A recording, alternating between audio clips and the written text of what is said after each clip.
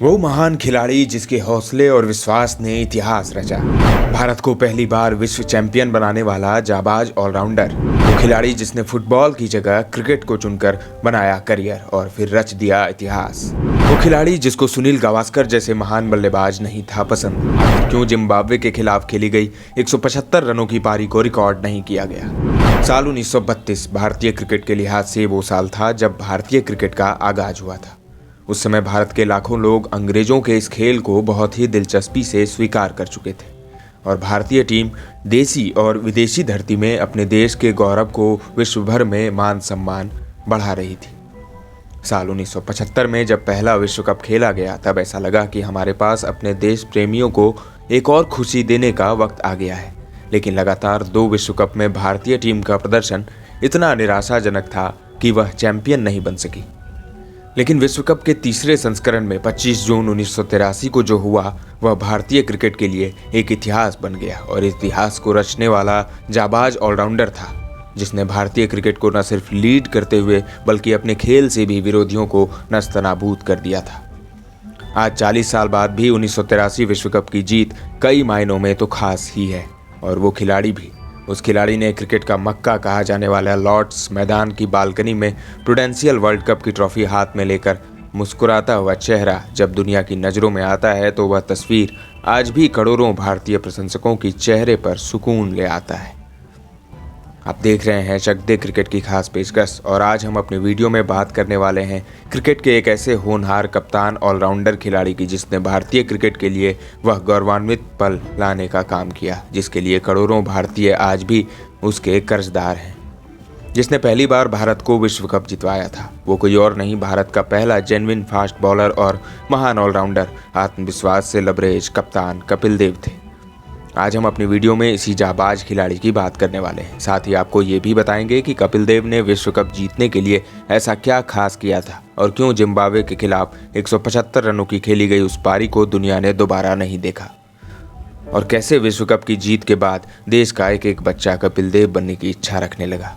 इन्हीं सब सवालों के जवाब आपको इस वीडियो में बताने की कोशिश करेंगे। कपिल देव का जन्म 6 जनवरी 1959 को भारत के पंजाब राज्य के चंडीगढ़ शहर में हुआ था। इनके पिता का नाम रामलाल निखंज था जो पेशे से एक लकड़ी के व्यापारी थे और उनकी मां राजकुमारी निखंज हाउसवाइफ थी। भारत के बंटवारे से पहले कपिल देव के पिता पाकिस्तान के लाहौर में रहते थे, लेकिन आज़ादी के बाद उनके पिता भारत में आकर चंडीगढ़ शहर में बस गए।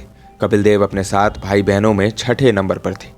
कपिल देव और उनके भाइयों का जन्म भारत में हुआ था जबकि उनकी बहनों का जन्म पाकिस्तान में ही हुआ था। कपिल देव ने अपनी प्रारंभिक शिक्षा डीएवी स्कूल चंडीगढ़ से पूरी की थी। कपिल देव बचपन में फुटबॉल और क्रिकेट दोनों खेला करते थे। खेल के प्रति उनकी दिलचस्पी इतनी थी कि उनकी पढ़ाई में बिल्कुल भी मन नहीं लगता था, लेकिन कपिल देव ने बचपन में ही सोच लिया था कि फुटबॉल जैसे 2 घंटे के खेल को वो अपने करियर में जगह नहीं दे सकते थे, इसीलिए उन्होंने क्रिकेट में अपना करियर बनाने का मन बना लिया। यहीं से कपिल देव का क्रिकेट के प्रति प्यार भी बढ़ने लगा। वैसे कपिल को क्रिकेट से कहीं ज़्यादा प्यार दृढ़ता यानी सहानुभूति वाले व्यक्तियों से था। यही वजह थी कि उनके प्रेरक नेल्सन मंडेला थे। कपिल देव बचपन से ही बल्लेबाज बनने का ख्वाब देखते थे। वो लाला अमरनाथ की तरह बनना चाहते थे, जो उस दौर में जायज़ भी था क्योंकि हिंदुस्तान में या तो स्पिनर्स चलते थे या फिर बल्लेबाज। कपिल ने कभी तेज गेंदबाज बनने की इच्छा नहीं जताई। कपिल देव के पिता चाहते थे कि वह पढ़ लिख कर कोई अच्छी सी नौकरी करे, लेकिन बेटे की जिद के आगे पिता की एक ना चली और पिता ने भी अपने बेटे के टैलेंट को पहचान लिया। यही वजह थी कि उनकी प्रतिभा को सही वक्त से पहचान कर उनके पिता रामलाल निखंज कपिल देव को चंडीगढ़ के फेमस कोच और पंजाब क्रिकेट के पूर्व खिलाड़ी देश प्रेम आज़ाद के पास ले गए। तब कपिल की उम्र सिर्फ 14 साल थी। कपिल की बॉलिंग की क्षमता वाकई हैरान कर देने वाली थी। इसी वजह से अगले साल उनको बॉम्बे के कोचिंग कैंप में बुलाया गया, जहां कपिल ने अपनी गेंदबाजी से हर किसी को हैरान किया। तब कपिल की गेंदबाजी और बल्लेबाजी के किस्से दूर दूर तक सुनाई देते थे। हरियाणा क्रिकेट एसोसिएशन कपिल के टैलेंट से काफ़ी प्रभावित था और वो कपिल का यह टैलेंट यूज करना चाहते थे। उनकी मंशा थी कि कपिल हरियाणा से खेले, इसीलिए कपिल को बॉम्बे से वापस हरियाणा बुलाया गया, जहां नवंबर 1975 में उन्होंने पड़ोसी राज्य पंजाब के खिलाफ रणजी डेब्यू किया और अपने डेब्यू मैच में कपिल ने ऑलराउंड प्रदर्शन करते हुए 6 विकेट झटके और हरियाणा को 63 रनों से मैच जितवा दिया।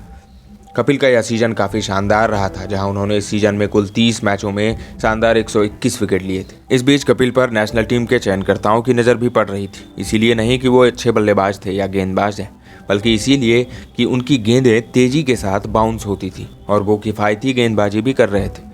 इसके बाद साल 1976 के रणजी सीजन के पहले ही मैच में जम्मू कश्मीर के खिलाफ उन्होंने 36 पर 8 का प्रदर्शन कर सभी को अपनी ओर आकर्षित किया। कपिल के खेल को देखने के लिए अब लोग भी स्टेडियम में आने लगे थे, यह देखने कि जिस तेज गेंदबाजी को वो रेडियो पर सुना करते हैं वो असल में दिखती कैसी है, आखिर स्विंग होती कैसी है, बाउंसर क्या होती है। इसी सीजन के प्री क्वार्टर फाइनल में बंगाल के खिलाफ दूसरी पारी में महज 9 ओवर के भीतर ही उन्होंने 20 रन देकर 8 विकेट झटक कर तहलका मचा दिया। दर्शक आज भी इस मैच को नहीं भूलते। लहराती हुई बेहद तेज गति की गेंदें, इन स्विंग और लेट आउट स्विंग गेंदें देख दर्शक रोमांचित हो उठे थे। आने वाले लगभग सभी रणजी सीजन में कपिल देव ने शानदार अपनी गेंदबाजी और बल्लेबाजी का जबरदस्त नमूना पेश किया। उनकी दलीप ट्रॉफी में 65 रन पर 7 विकेट का शानदार प्रदर्शन उनको न केवल नॉर्थ जोन की टीम में आए बल्कि विल्स ट्रॉफी में भी उनको जगह मिल गई। कपिल के लिए अब वो खास पल आने वाला था जिसके लिए उन्होंने बचपन में क्रिकेट को चुना था। पाकिस्तान दौरे पर जाने वाली भारतीय टीम में कपिल को चुना गया और इस तरह 16 अक्टूबर 1978 को महज 19 साल की उम्र में उन्होंने फैसलाबाद में पाकिस्तान के खिलाफ टेस्ट में डेब्यू किया। उन्होंने आते ही बाउंसर से हेलमेट्स पर मारना शुरू किया और साजिद मोहम्मद के रूप में पहला विकेट हासिल किया। इसी सीरीज के तीसरे टेस्ट में उन्होंने महज 33 गेंदों के 52 रन ठोककर अपनी बल्लेबाजी का जलवा भी दिखाया। इसके बाद वेस्टइंडीज के भारत दौरे पर उन्होंने पहले टेस्ट शतक जमाया और महज 124 गेंदों पर 126 रन ठोक डाले। कपिल ने इंग्लैंड की जमीन पर अपना पहला 5 विकेट हॉल बनाया और उन्होंने पूरे सीरीज में 16 विकेट अपने नाम किए थे। कपिल देव अब पूरी तरह से क्रिकेट के रंग में रंग चुके थे। वहीं ऑस्ट्रेलिया के भारत दौरे पर कपिल ने 2 बार 5 विकेट हॉल लेकर कंगारुओं की कमर तोड़ कर रख दी और पूरी सीरीज में 28 विकेट चटकाकर कुछ हद तक 1979 वर्ल्ड कप की कड़वी यादें भुलाने का काम किया। इसी साल पाकिस्तान के खिलाफ वानखेड़े में शानदार 69 रन बनाकर मैच जितवाया और चेन्नई के चपौक स्टेडियम में बल्ले से 98 और गेंद से 11 विकेट लेकर जीत का परचम लहराया। दोस्तों, कपिल देव का एक ऐसा किस्सा आपको बताते हैं जिससे हर किसी को हैरान कर दिया था। दरअसल साल 1980 में ऑस्ट्रेलिया दौरे पर टीम इंडिया 1-0 से पिछड़ गई थी और दूसरे मैच में 143 रन डिफेंड करने थे कि तभी कपिल ग्रोइन इंजरी के कारण बाहर हो गए। वो कहते हैं ना, जज्बा जब हिमालय फतह करने का हो तो आंधियां भी ठंडी बयार लगती हैं। भारत का यह जाबाज खिलाड़ी पेन किलर खाकर मैदान में वापस आया और 28 रनों पर 5 विकेट हॉल लेकर भारत को विजयी बना दिया। हालांकि उसके बाद भी कपिल लगातार अच्छा खेलते रहे। साल 1981-82 में इंग्लैंड के खिलाफ होम सीरीज में कपिल ने वो खेल दिखाया जिसके लिए वो जाने जाते थे। उन्होंने पहले बल्ले से 318 रन बनाए और फिर 22 विकेट अपने नाम किए। लॉर्ड्स में खेली गई उनकी 130 रनों की पारी वर्ल्ड कप से पहले उनके लिए अच्छा संकेत था। कपिल देव के अच्छे प्रदर्शन को देखते हुए बोर्ड ने उन्हें टीम की कप्तानी सौंप दी और इस तरह साल 1982 के पाकिस्तान दौरे के बाद उनको कप्तान बना दिया गया। यह काफ़ी हैरानी भरा फैसला था क्योंकि उन्होंने सुनील गावस्कर को अपशब्द कहे थे। फिर आया वो ऐतिहासिक साल जिसने साधारण से कपिल देव को महान कपिल देव बना दिया। 25 जून 1983 को 2 बार की चैंपियन वेस्टइंडीज को हराकर भारत को अपनी कप्तानी में विश्व कप जितवा दिया। इस जीत के बाद पूरे भारत में मानो दिवाली मनाई जा रही थी। हर तरफ पटाखे छूट रहे थे और जश्न में पूरा भारत डूब गया था क्योंकि भारत आज़ादी के बाद सबसे बड़े जश्न को एंजॉय कर रहा था। कपिल देव ने विश्व कप में 608 रन बनाए थे और 32 विकेट हासिल किए थे। मज़ेदार बात यह है कि जिम्बाब्वे के खिलाफ खेली गई उनकी 175 रनों की पारी को रिकॉर्ड ही नहीं किया गया। यही वजह है कि वो पारी उस दिन जीत के साथ ही विदा हो गई। वर्ल्ड कप के बाद भारत का दौरा करने आई वेस्टइंडीज ने टेस्ट में 3-0 और वनडे में 5-0 से भारत को धो डाला। ऐसा लगा जैसे मेहमान टीम ने विश्व कप की हार का बदला लिया हो। दोस्तों, इसी टेस्ट सीरीज के मोटेरा वाले पिच में कपिल ने 83 रन देकर 9 विकेट चटकाए थे, लेकिन भारत मैच हार गया था, जिसकी वजह से दोबारा साल 1984 में सुनील गावस्कर को कप्तान नियुक्त किया गया, जहां उन्होंने अपनी कप्तानी में इंग्लैंड को सीरीज में हराया। 3 साल बाद 1987 वर्ल्ड कप में कपिल देव को फिर से भारत के कप्तान के रूप में नियुक्त किया गया। पहले मैच में कपिल की स्पोर्ट्समैनशिप का उच्च पैमाना तब देखने को मिला जब कपिल ने ऑस्ट्रेलिया के 268 के कुल स्कोर को यह कहकर बढ़वाया कि एक शॉट के दौरान ऑस्ट्रेलिया 6 मिलने चाहिए थे। जवाब में भारत 1 रन से मैच हार गया। इसके बाद भारत सेमीफाइनल में इंग्लैंड से भी हार गया। कपिल देव मिड विकेट पर लॉलीपॉप कैच देने जैसे आरोप लगे। इसके बाद उन्होंने पीछे पूरी टीम ढह गई।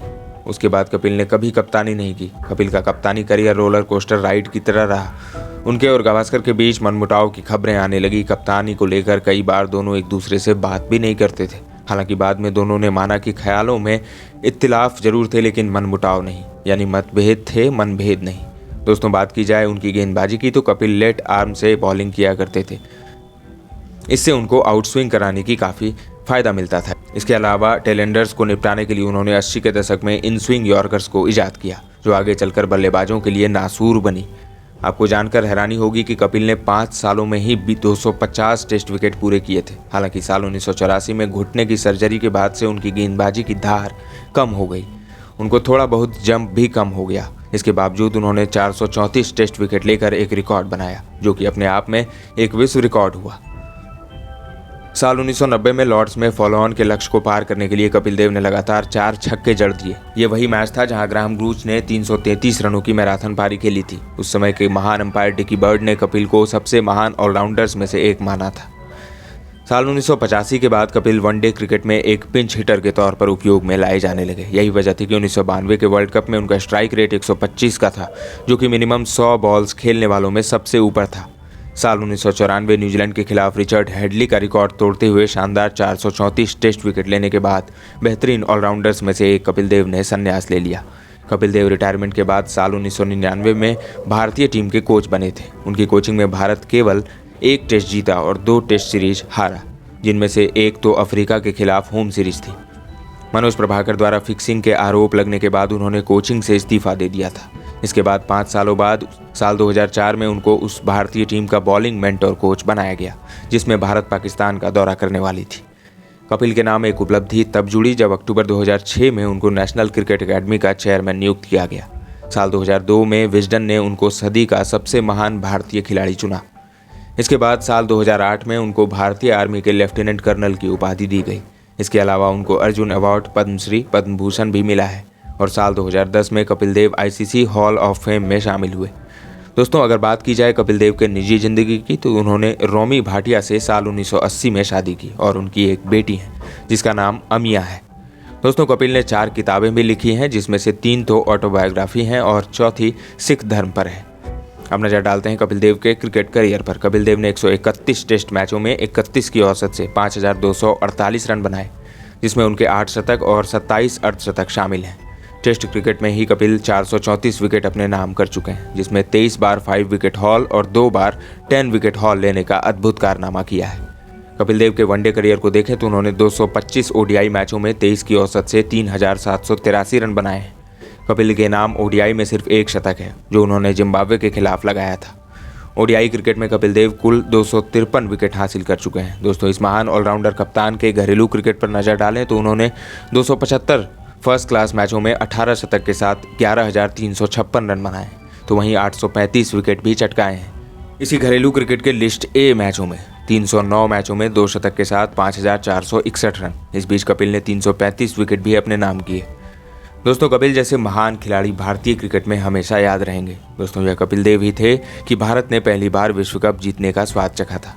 दोस्तों आप कपिल देव के करियर को कैसे देखते हैं, आप हमें अपनी राय वीडियो में कमेंट करके बता सकते हैं। ऐसे इंटरेस्टिंग वीडियो और खबरों के लिए बने रहें हमारे साथ। अगले अंक में मिलेंगे एक और खिलाड़ी के साथ, एक और स्टोरी के साथ। अभी दीजिए इजाजत। धन्यवाद।